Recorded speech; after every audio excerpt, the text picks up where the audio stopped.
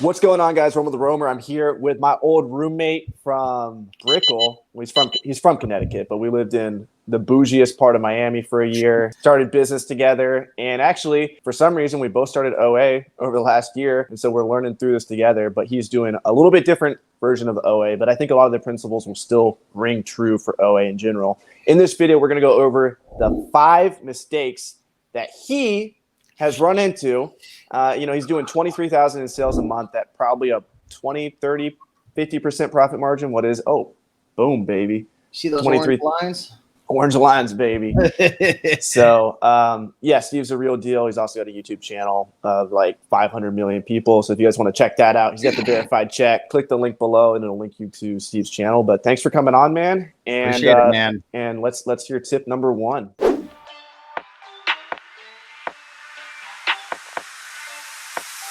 Look, grind hard, well done, sir, and welcome to the freaking well show. And party central to my well ones. A night of violated hell codes. Dope sells like the charge do, but selling's all about potential. Yeah, so I do Mistake eBay. number 1. Yeah, mistake number 1. I do eBay to Amazon flip, so I sell mostly DVDs, puzzles, board games, some electronics. I've been getting hard into video games lately. And one of the biggest mistakes that I made was I didn't have like the correct softwares in the beginning. The 2 biggest softwares that one of them I had, but I didn't understand it well. And then the other one, I didn't even know it existed.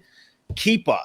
We talked about this on the previous video. You've got to learn how to master Keepa. I don't care if you're doing eBay to Amazon flips, or you're doing Kohl's to Amazon flips, or whatever you're doing on Amazon. Even if you're a bookseller, you've got to understand Keepa. And I'm not going to dive into this now.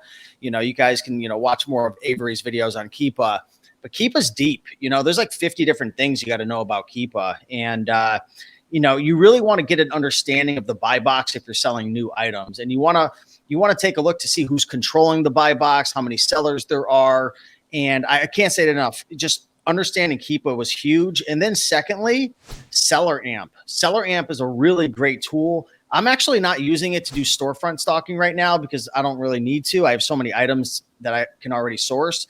But I like it because it's a Chrome extension. And when you pull up an Amazon listing, it'll tell you how many times it's selling per month. So that's really great. I sell a lot of DVDs, and I used to pick up DVDs that were only selling 2 or 3 times a month. And it just took too long to sell, and I was dealing with cash flow issues. So now I look for DVDs that sell at least like 7 or 8 times per month.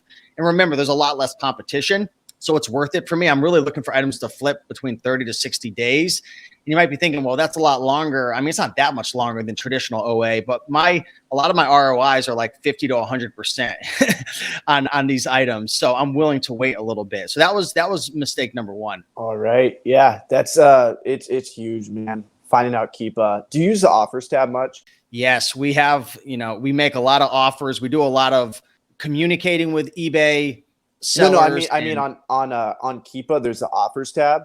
And I'm sorry. If you click on that, it shows you all the sellers. If you click on historical data, I think it shows all the sellers who have ever been on it. And you can check their stock histories over time, which is like, if you go back to the OGs in private label, they used to have VAs check the stock levels of their competition every day and like put the number down. Well, Keepa actually does this for you now. So in addition to what you were saying about, Seller Amp having that item sold each month, there's another metric that we also look at, which is the offers tab. How many sales have occurred according to the stock history of all the sellers? So that's a little pro tip for people. How far does it go back though? Like, could I look at a specific DVD and see who sold it over the last year and then go storefront stock? Yeah, you can look. I think you can look like all time. It's not like 100% accurate. Like, I don't know how often they scrape the listings or whatever they do, but it's worth looking at, So yeah, I just learned about it yesterday. So thanks for reminding me, because I got to train my team on that. Yeah. I actually have them put that as a metric for me. So we have the first metric you said, the Seller Amp sales, and then we also have the offers sales, because we can kind of compare those two and get an idea for what's the real volume. So what's mistake number 2? So mistake number 2 was I was buying a lot of items. At the time, I was only spending like I don't know, 3,000 or 4,000 a month. Right now, last month I spent almost close to 15,000. So I didn't really cash flow last month because I'm trying to scale so quickly, but I was very profitable. But I wasn't tax exempt on eBay. So unlike other websites where it's like really hard to get tax exempt, like you have to send it to a tax exempt like state or sales tax exempt state, right? Is that the right Yeah, I think so. Yeah. Tax-free state. Yeah, on eBay, if you have a reseller certificate, and it's different in every state, my Natamu's going off. It's different in each state, but it's pretty simple to get a reseller certificate or a wholesale certificate, whatever you want to call it, and you can present that to eBay as long as you're selling it, because you're not supposed to be paying tax twice, but if you don't say anything, you will. So yeah, I mean, I'm able to create a lot of deals now, saving 6.35% in Connecticut. That's huge. Becoming tax exempt. So, I mean, we were on the fence with a lot of deals in the past because it was like the margin just wasn't there. And now being tax exempt, using cashback websites and using some good credit cards. I just got the Spark recently, which is 2% cash back.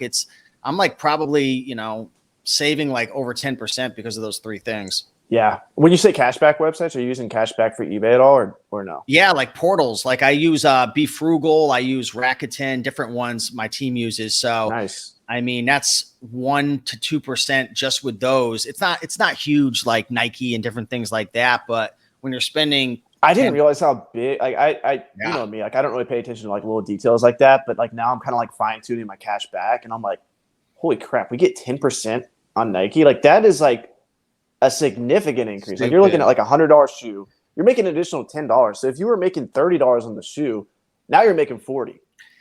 Yeah, and you know what? When my team is running the numbers on our items, because we don't buy anything that has less than like a 40% ROI because there's so many deals out there. Like it's just different with my types of items, probably because of maybe just like a little riskier or whatever. We don't even count, like we're not like taking into consideration the cashback savings or the credit card savings. That's just free money. Like the other day I cashed out a Be Frugal for like $400. I was like, oh, okay, I got a little $400 bonus. I'll go over to Chipotle and spend that in a week. Right. We'll add a little bonus mistake here. Taylor Jones made a mistake that I'll throw in here. Taylor. Speaking of cash back, he had $4,000 from Kohl's. Oh, I heard. $4,000 from Kohl's just trashed. And it's called Kohl's Cash. And I helped him build his spreadsheet, which I'm actually pimping out right now. And I'll probably sell it like Caleb Roth did with the book selling community. But I'm making this really awesome spreadsheet. And it actually came from Taylor's original spreadsheet. And he had Kohl's Cash as part of his profit margin. So I'm like, that's just icing on the cake, man, because that's not guaranteed money. Yeah. And Kohl's ended up throwing away $4,000. So never count that as your margin. Like never, all these extra things, never like do it just to make your profit off the cash back. Like you should never run a business. Why was he, not to, pick on Taylor or anything. We love Taylor, but why did he stack that up so much and not spend it? Well, they don't let you spend it for like weeks at a time. So you can build Kohl's Cash, but you can't spend it until like a week or two later, maybe even a month later. And then his account got flagged as a reseller account. And so then they just like held his funds. So, all right. Yeah. Well, live and you learn. What mistake are we on? 2, 3? Number 10? 3. We're going on number 3. Want me to dive into it? Yeah, let's dive into it. So going too deep on items. And, I do a lot of DVDs. So like for me, going deep is like more than 3. And it might not sound like a lot, but like DVDs sell pretty slow, right? Especially like previously when I didn't have Seller Amp and stuff. Like some of my DVDs were sitting for 4 or 5 months, and my mindset was like, well, I don't mind making like 75% in 4 months. What is that, like 18% a month? Like, but when you're scaling, cash is king. Like you need that cash to turn. And that's why, I've increased my rule to like, I like it having sell at least 8 times a month, and that might change. But I'm still dealing with cash flow issues just because I'm scaling so quickly. And a lot of my profits are baked into my inventory. So like last month I made a little over 7,000 in profit, but all that went into like building my inventory from, 1,100 up to 1,900 now, whatever it's at now. It's growing rapidly. So that was definitely a lesson, a mistake to learn from. Yeah. I'm under the philosophy of like, let's get that money back as quickly as possible. And so like, I'm happy with like 20, 10, 15% ROI, which is like extremely low, but like, I want to get to 100K spend month as quickly as possible. And like, I think I did 29,000 this last month, but I want to spend 100,000 in a month and have that cash flow back into my business, because I feel like that 100K number is just so powerful. Yeah. Because then you can go to wholesalers and you can say, hey, look, I'll place a 20K order on your first order, and you can have that negotiating power, and you can just buy inventory out of stock. Agreed. So that's really powerful.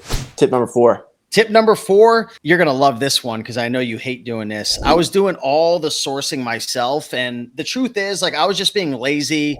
I became good at sourcing, but you know how it is. Like, it's not that hard to hire a VA, but like finding a good one, training them, like working through all the mistakes. And then it's like a relationship. Like, I don't know if that's the best analogy, but all I can say is, like, you could hire the best person in the world. If you don't consistently like give feedback, work with them, like nurture the relationship, especially with sourcing, like not so much with like listing, like you don't need to talk to your lister every day, but with sourcing, that's such an intimate relationship because it's always changing. There's so much competition in the space. There's young 20, 19-year-old kids probably doing this too, and they're super smart. And so like, the field is always changing so much that you have to stay on top of it. And you can't expect a VA to do everything. The VA is just an extension of yourself in the context of sourcing. Yeah. So that's huge, man. And like, it sucks sometimes because you're like, well, I'm not going to take time to like train someone when I could just be sourcing and making money now because I became so good at sourcing. That's one of the things I always learned from you. I was just telling, who was I telling yesterday? I think I was telling Warner behind the scenes. Like, one of the things I learned from you was like how to be lazy, like how to like get people to do things for you. And you were always shooting Loom videos. Remember, I didn't even know about Loom. Yeah. Like, I didn't even know about that. And like, I had to move my freaking office from the living room into the bedroom because all this guy was doing was just recording videos all day long, getting people to do things for him. And it's just a great skill, but it takes a lot of upfront long-term vision because you're not getting paid to train people right then and there, but you're going to see the reward down the road. Yeah. And just to like, I have been humbled learning OA, and I've actually had to take a step back because everything else that I was delegating for the last few years didn't really require like the level of insider knowledge / sophistication that sourcing does. And so now I'm realizing like you said, like this is like a long-term relationship where I don't feel that way necessarily with like customer service is like that. Like if you're training somebody customer service, yeah, it's going to take a couple months for them to really get the hang of it. But a lot of things you can give an SOP to and they'll be good in like 2 weeks. But with sourcing, at least maybe like once I get to like Warner's level and Warner's like the guy I want to talk to more. I should have shot a video with him about this, but like he's like, I don't want to build a business like Miles because Miles is doing everything himself. But Warner is like actually leveraging a team, you know? So I want to build a business that has a team so I can at least take a step back and my efforts have momentum behind them. You know? Yeah, you're looking for that real business. I'm not saying Miles doesn't have a real business. Miles is making bank. You know, he's selling more than all of us. We're not saying that, but right. The moment he stops operating his business is dead. Like you could kill me right now, and my business will still crank profits probably for the next year. Like no joke. Yeah, don't give me any ideas. I'm on your will, right? No. I am. You are actually. When we signed that BBB agreement down in Miami. So let me dive into the last mistake that I made. And I was fighting between 2 mistakes to share. And I think I'm going to share this one. Trusting eBay sellers too much, giving eBay sellers too much credit that they're going to be honest. I hate to say it. And I've been like kind of poking the bear lately because you know how my channel is like focused on a lot of eBay sellers. I've been pretty much like calling them out lately and be like, you guys suck. Like honestly, you should just have the name of the seller and call them out. They probably follow you already. And honestly, it's 90% of eBay sellers are really good. They're really smart. They're really ethical. They do a great job. But dude, I'm having like literally like hundreds and hundreds of items show up at my door at some days. And like, I can't tell you how many goddamn packages I've opened. And like these eBay sellers are just ridiculous. Some of the things they do, man. Like, dude, I've purchased like $180 board games. They just put it in a poly mailer and ship it out. It's like, do you have like, this is a rare freaking 40th anniversary Risk board game. Like you can't put it in like a little bit of a padding or like, it'll be all slit and ripped on the side. And like, they won't take a picture. Let me ask you this. Have you put a system in place to try and get them to ship better? Are you the funny thing is I have a script and you know how you and I are like, you and I are like kind of in people's face a little bit. We're just like no fucks given. Like, you know what? Like just sometimes we just say it how it is. And that's why you and I got along so well sometimes because like we wouldn't take it personal all the time sometimes. But I created this script and what? I said on Slack. Yeah, right. But I created this script. So every time we buy an item, we send it to the eBay seller. And it's like a whole paragraph of pretty much like how to not be an idiot. But I said it in a nice way. Well, this big YouTuber, NC Picker, was like complaining on his channel about like this guy who was being super annoying, and it was my VA sending him the script. And then when he shipped it, he saw my name on it. So then I like made a video calling him out, but it was like all in love. Like, I saw that little exchange. And so I still haven't updated my script. I don't think it's that bad, but I had to put it in place, man, because these eBay sellers, like some of them, they're just like, it's almost like they don't care. It's sad. Yeah. It's funny, like how many of these principles like cross over to different parts of selling on Amazon. Like I was listening to Watch Me Amazon earlier this morning, and one thing he always says over and over again is like, you have to negotiate pricing. And that's what you do on eBay is you negotiate pricing a lot of times. That's how you get a lot of your stuff, right? You message. Boom, that's a golden tip for everyone that stayed to the very end. You can negotiate prices on eBay. Steve's like, yep, I did. But yeah, it's like all these things are so much different. Like going out sourcing books is so much different than OA, but really like going into the thrift store and asking for backroom access, finding the good thrift stores is not too much different than finding like the good website and, you know, finding that coupon code that no one else knows about, or finding out that you can say it's your birthday month every single month and getting 10% off the whole catalog. Like there's just massive ways you can get leverage. So thanks for coming on, man. Thank you. If you guys aren't already, go subscribe to Raiken Profit. He's dropping a lot of content like lately around OA. Bringing on a lot of good guests too. So make sure to go follow him. And we have more videos below if you want to watch more. Click the link below. Also, wait, are we in your channel or my channel right now? I always forget. We're on your channel, baby. Okay, we're on my channel. Go to roamer.biz. That's ROAMER.biz. And if you guys want to hop on live Zoom calls with people like Steve, Miles, Warner, Fields of Profit. I'm calling all these people out. They don't even know they're coming on my Zoom yet, but they are. I found a lot of ROI just like hopping on Zoom calls, talking with people. And so if you guys want to do that, absolutely free. Go to roamer.biz. I'll also email you guys about tips and stay in touch with my latest Amazon content. So yeah, that's it. Much love. Thanks for coming on. Peace.